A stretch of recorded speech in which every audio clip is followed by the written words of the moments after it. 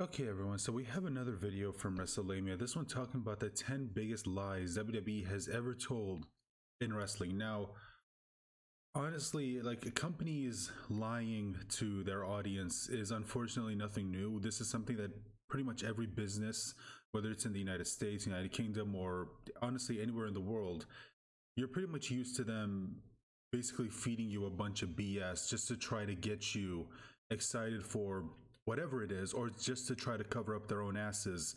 It's something that just happens, and yes, none of us like it, but unfortunately we just have to live with it.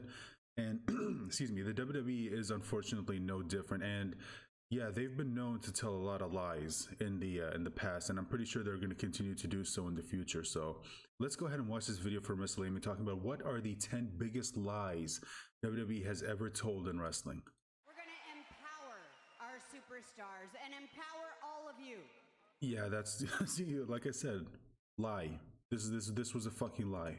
And more importantly, we're going to give you what you want. Also a lie. It's well established. Also a lie. They didn't give the fans what they wanted. In fact, that's one of the reasons why they kept leaving, is because they kept telling fans, yeah, we don't care what you want, and we're just going to keep doing what we want to do. Fans said, okay, well, we're leaving. We're going to go watch, what is it, Impact. We're going to go watch AEW. They said, all right, fine. If that's how you're going to be, we're just going to leave. And fans don't just do that with the WWE, they do that with pretty much every company. We talk about it here all the time on this, or used to talk about it, not so much now, with companies like Disney, Warner Brothers, basically Hollywood in general. You know, Hollywood decided to say, well, screw the fans. Fans said, all right, well, screw you. We're going to go somewhere else. It happens. That WWE controls the narrative of how fans perceive their product. They often do this by outright lying to the audience members in numerous ways. From fake attendance figures to fake marketing ploys to get a once in a lifetime. Happened twice. Money. Now these are just some of the ways that WWE lie and manipulate their audience into throwing money at the WWE product. But what else do they do? Well, join us now as WrestleMania looks at the 10 biggest lies that WWE told its fans. Be sure to subscribe and hit that notification bell for daily wrestling videos, and follow us on Facebook for exclusive lists.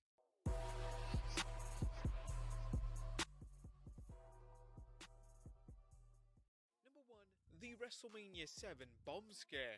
Vince McMahon I don't know about this, if I'm being honest. Often blaming someone else entirely for the mistake in question. Brett screwed Brett.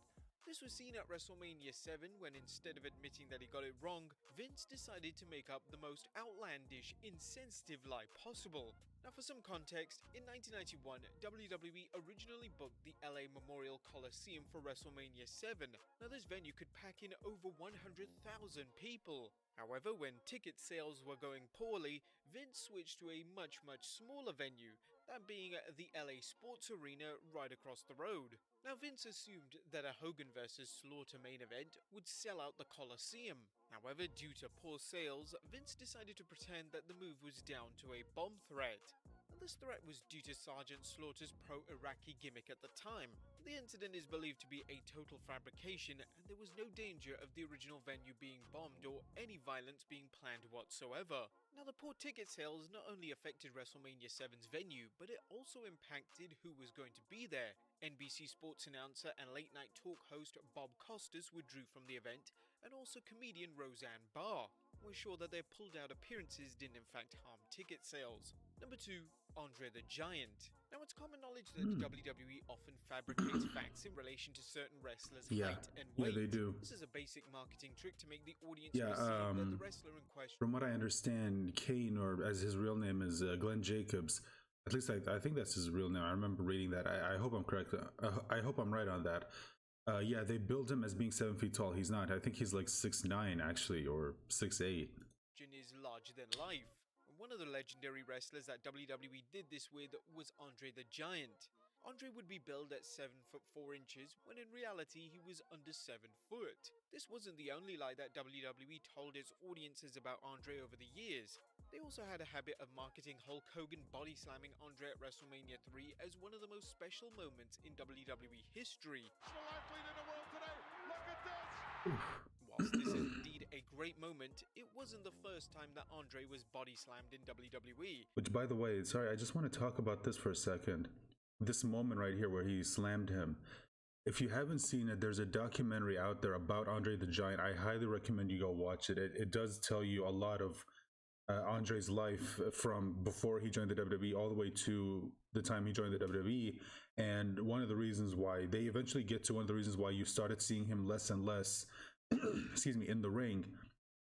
And you know, the reason for that is because he was in a lot of pain, and I think if I remember, he required surgery.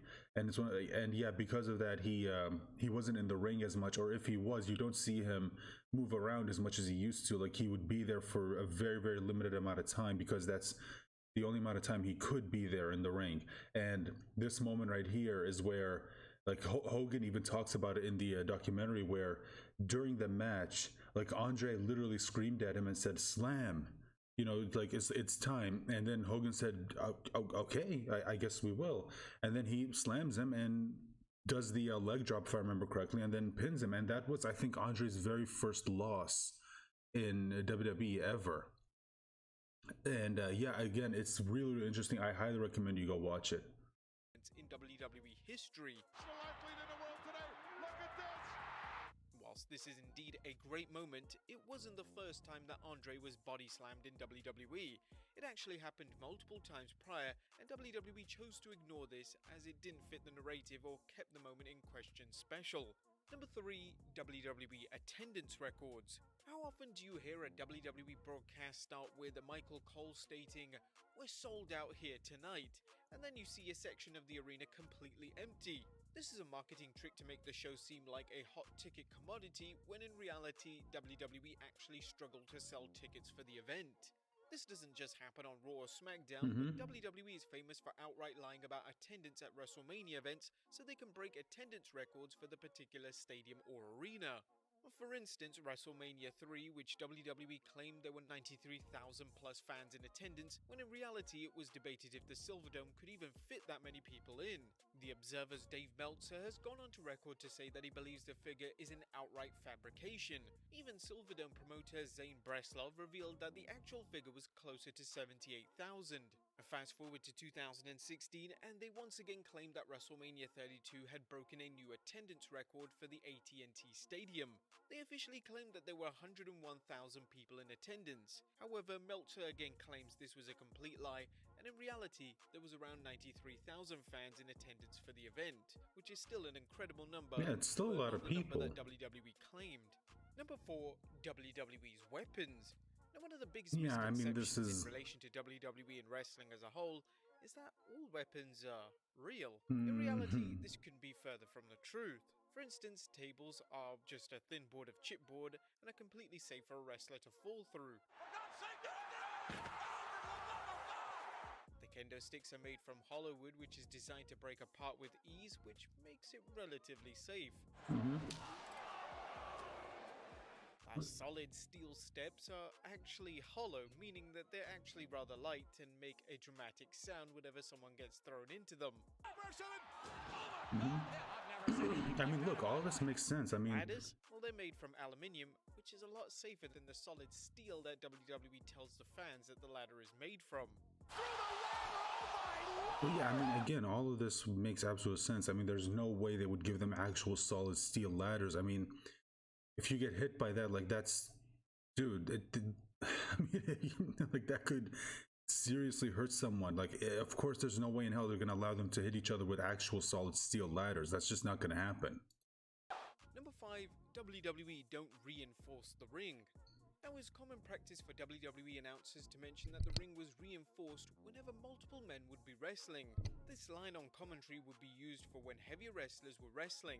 For instance, when Braun Strowman and The Big Show were wrestling on Raw in 2017, Cole would mention that the ring was reinforced, meaning that the ring couldn't possibly collapse. Now, in reality, the rings are never reinforced, and the only time that they're ever tweaked is when there is a spot planned in the match where the ring is going to break, as seen in matches such as Brock Lesnar versus Oh yeah, The Big I Show. remember this.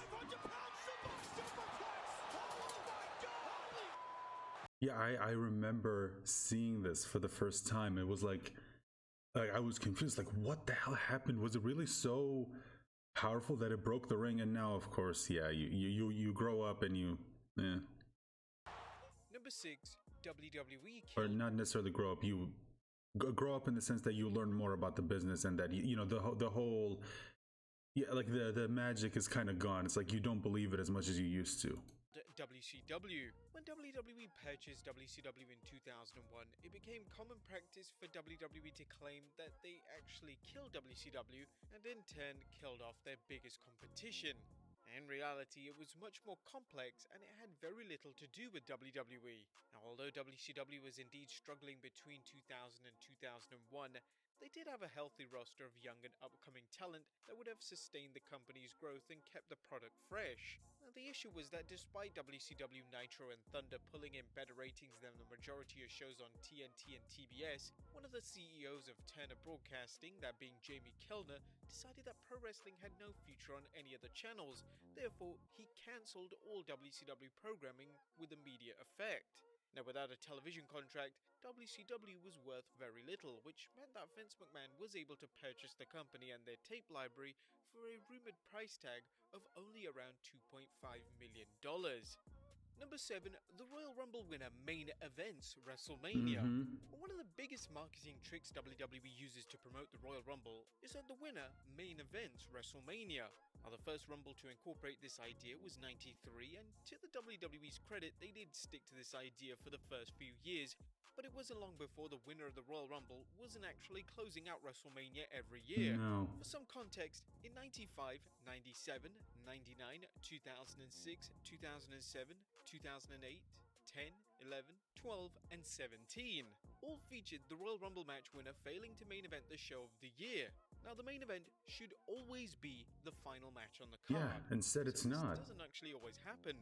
Now, in recent years, WWE has slightly altered the marketing of the match. Instead of promoting the winner of the match and stating that they are going to main event WrestleMania, they now opt for the marketing ploy of the winner of the Royal Rumble match will be in one of the main events of WrestleMania. Number 8, Once in a Lifetime. Oh yeah, this was. 28 was the most successful. Oh, this was a big fucking lie. Time, having attained a buy rate of 1.2 million and having a live event gross of $9 million, WrestleMania 28 certainly piqued the interest of not just wrestling fans, but fans of the world of movies and entertainment. Now, the main reason it was so successful was because of the matchup between Cena and The Rock. This was one of the biggest matches ever, and to market the match, they labeled the match as Once in a Lifetime. Now, this meant that the match would only happen once, and the two men would only wrestle on that one specific occasion, thus making it a must-see spectacle. Unfortunately, a year later, WWE decided to do a rematch between the two, completely lying to the audience. The rematch solely served so Cena could get his win back and The Rock could endorse Cena as the face of the company, this despite him already being in that position for the past he kind of already years. was, so I was felt cheated, and rightly so. Dude, I remember there's another YouTuber that I watch here who said that he was actually there, like he went to go see it, and when The Rock pinned Cena, like the arena was, or not, excuse me, when John Cena pinned The Rock, that was 28, we're talking about 29 here. When John Cena won, like the audience was quiet. Like they did not like that Cena beat The Rock. Like they did not like that at all. It's just meant that the rematch between the two at WrestleMania 29 drew over 200,000 less pay-per-view buys than the year prior. We wonder why. Number 9, all WWE shows are live and the crowd noise is authentic. Now, if you watched a taped WWE show, for instance SmackDown between 1999 and 2016, you'll notice that they present the show as if it's live and happening before our eyes. Now, this is a complete lie, and the reality of the matter is that it was taped days prior. The majority of WWE programming these days is live, with the exception of shows like Main Event, which is usually taped prior to Raw on a Monday night. Additionally, WWE will often edit crowd reactions on taped shows. This started in 1999, and despite the crowd being incredibly hot, they still manipulated crowd noise so certain stars will get a bigger reaction than they actually got. This continued over the next 17 years, and they would continue to add in fake crowd noises for SmackDown every single week until they transitioned into a live broadcast in 2016. It was famously known as the hairdryer pop, always sounded the same.